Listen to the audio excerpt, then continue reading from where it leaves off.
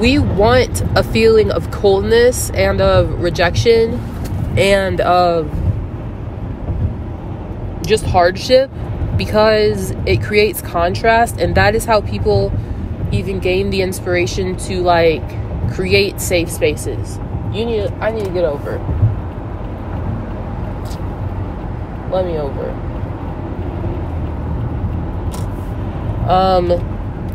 Sometimes I think we do it on purpose because, or we take on hardship, we take on hard jobs or hard relationships, or we get overly invested in politics where no one can ever fucking win, and it always creates some sense of unsafety in the world. Or the entertainment we watch, like video games, we may play very violent, scary video games or get addicted to horror movies because it's for the sake of contrast. Without one thing, you can't comprehend or appreciate the other. So I was talking to my client about this the other day because it's around Halloween time. It's like early November, and she's been watching horror movies for the past few weeks. She's been watching American Horror Story, and she's been just like filling her mind with all this scary stuff. And I was telling her, like, whenever I watch horror movies, when I turn it off, I feel so at peace. I feel so calm because compared to whatever's going on in the horror film, my life seems like it's completely fine. It feels like it's totally stable. It feels like everyone is a great person. There's no evil in my life because it's all so dramatized on the screen. So that's kind of what I'm saying. And I was talking about this months ago. I was thinking about the lore of Ethel Cain, and how her music is, she's obviously a transgender woman, from the fucking wilderness in the Midwest where everyone is so religious and stupid and just the way people are in the countryside in the Midwest. And they act like they hate gays, and then they treat gays terribly. And then I forgot also a lot of her music has religious undertones in it. And I feel like the reason gay people and transgender people and just like, well, a lot of people love her is because her music is so, it's about such like scary, like barbaric shit. I think in one of her songs she's like talking about how she was eaten alive or something, or her partner ate her.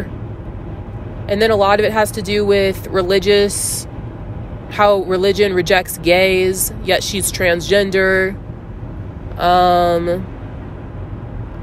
That kind of got me thinking about how when you want to create a safe space, or you want to create some kind of like intense sense of comfort, or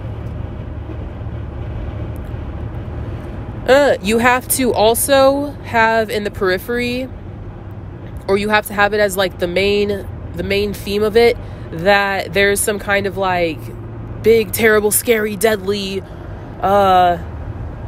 horrible, painful thing, because without it, you can't have the opposite. You can't have an equally opposite experience of safety and acceptance. So I feel like also, sometimes I feel like a lot of people are religious, or they keep religion close in their lives, because if you actually follow the Bible, you can't be a woman, you can't be gay, or God will fucking kill you or let you get raped.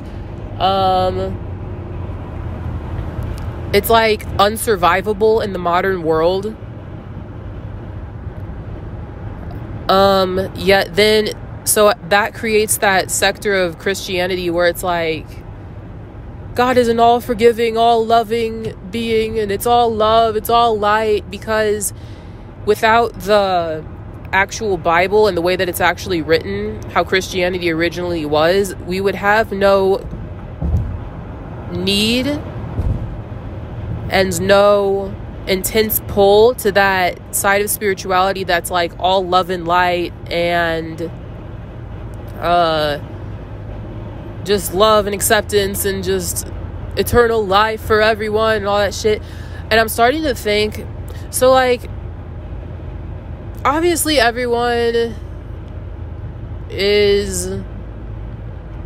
feels like their lives are being shaken up because of the fucking election and politics and all that shit. And so people's minds are geared towards what's going on in politics right now. And I think about how it ties in with religion and how all religions, all established religions, play off of one another. If one religion didn't exist, there would be no need for another, and religion would fall apart. So we act like we hate, I say we, people act like, Christians act like they hate Muslims, and they hate the witches, the astrology girls, and it's unholy and evil and terrible and all that shit.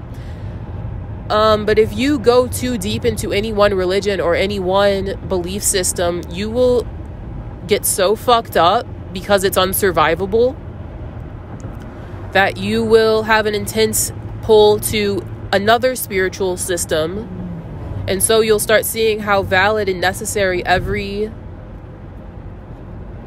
Get over. What the fuck are you doing? You'll see how necessary every belief system really is.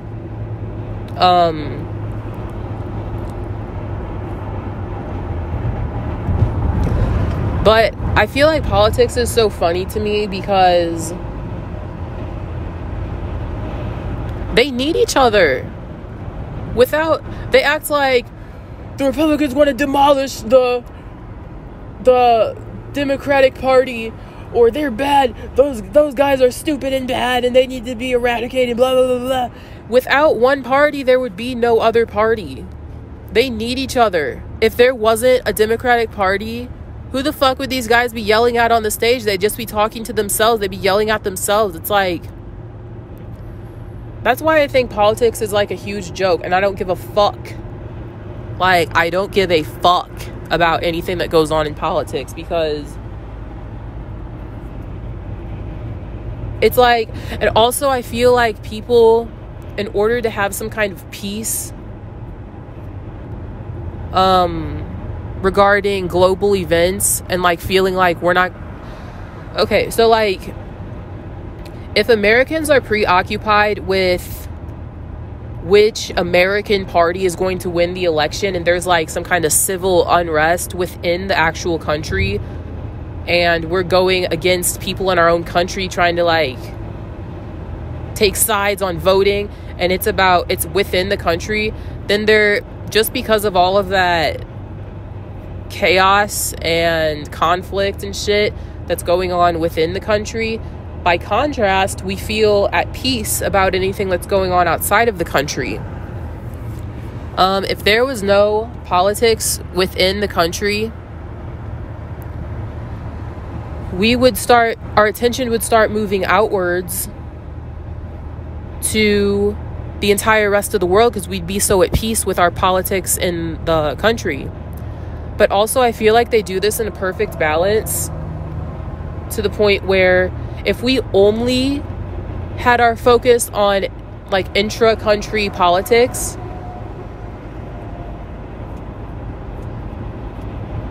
we would, I don't know, we'd be so at war with ourselves within the country that we'd like destroy each other for real. Like, we'd actually like implode into total chaos. So they have to have some kind of like narrative to balance things out, where it's like, now focus on the Mexicans and focus on what's going on in Mexico and how bad they are, but also focus on making sure that our country is electing the right leader. So we're focusing on ourselves just enough that we can focus on other countries, and we can still have some kind of balance between peace and chaos, so we don't feel like we're at war within our own country, but also that we don't feel like we're at war with the rest of the world, because we're We're like, I don't know if this makes sense to anyone other than myself. But that's kind of how I think of politics. They always need to create some kind of in-country conflict so that we feel at peace with the world at large.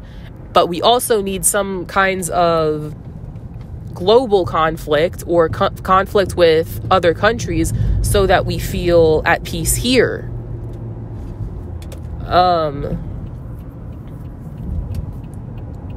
Yeah. I was thinking about something else.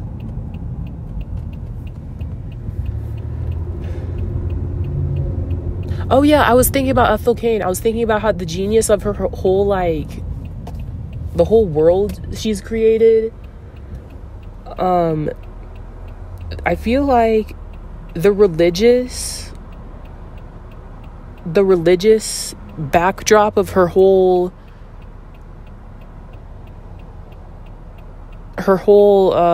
persona, how religion is so heavy in it,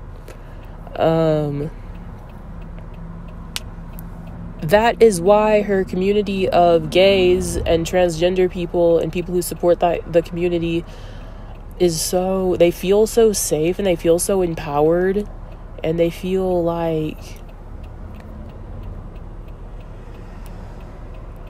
well, when I go on there, it feels like a very safe space. I feel like that's why people even, like, feel the pain in her music and they feel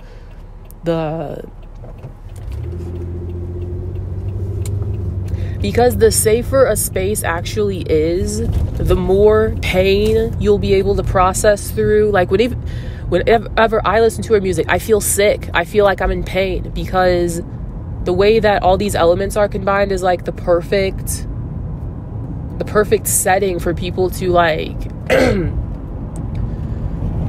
feel all kinds of stuff that otherwise they would feel too rigid and too, it just wouldn't be the right mix of elements. They wouldn't be able to feel the depth of her music. But if there wasn't the religious and country, like, background for that, it wouldn't create enough contrast of fear and sadness and repression in the audience to the point where they would even have developed a community that is very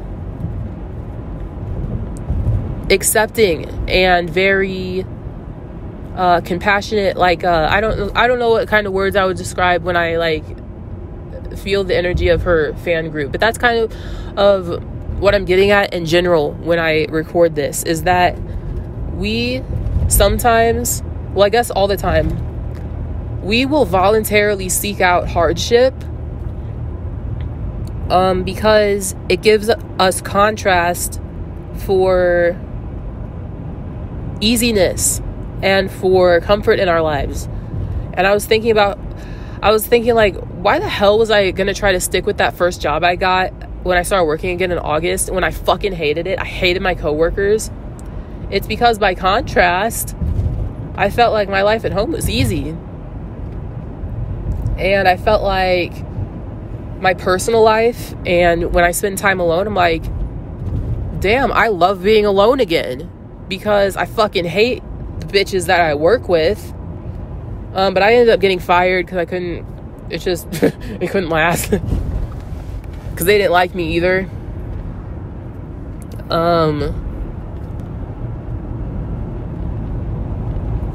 Yeah. It's even the same with relationships. I feel like we seek out hard relationships because we want to feel more at ease, either with our families or with our friend group or with ourselves when we're alone. So we want pain.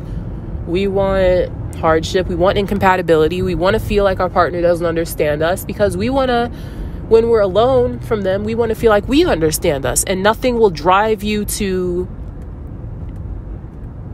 like, develop the opposite side of yourself except an equally opposite situation you have to create. When I talk in my other videos about how everything is seeking balance,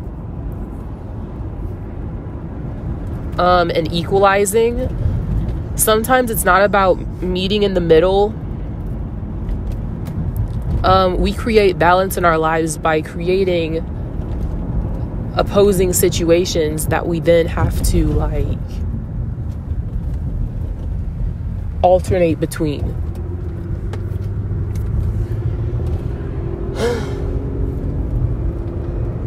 I even think about how I'm seeing like Christmas decorations, and people are decorating the interiors of their home differently to be more cozy and warm. If it didn't get freezing cold out, no one would want that. Like, if you try to do that in the middle of summer, it would feel so gross.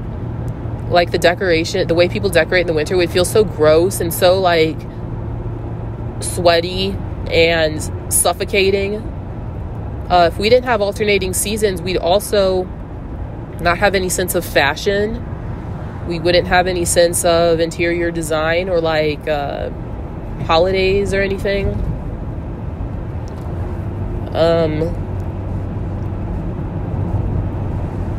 Even when we have people that we don't like, if you didn't have people that you just fucking hate, you wouldn't have any contrast to then appreciate your relationships with people that you actually like. If you just felt neutral about everyone, you wouldn't feel like you even had any friends.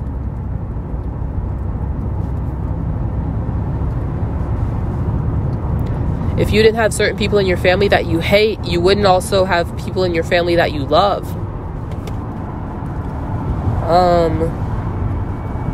But it also makes me think about how, since we do this and we manipulate our realities in this way,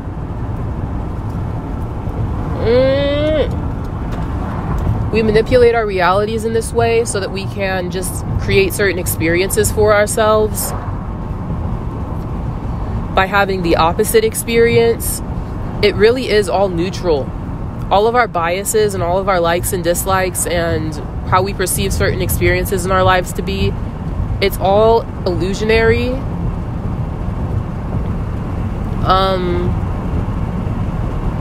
I say illusionary as in it's not objectively real.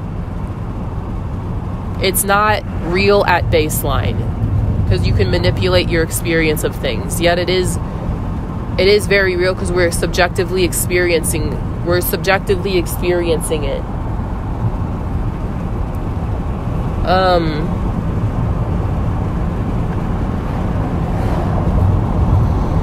If I didn't think I hated that last fucking job that I have, I wouldn't think, oh my God, I love the job that I have now, because I'd have nothing to compare it to.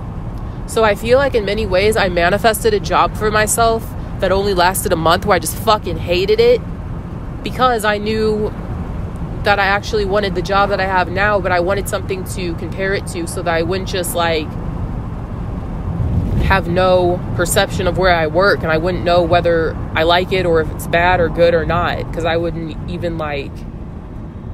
have any preference, because I wouldn't have any experience to compare it with.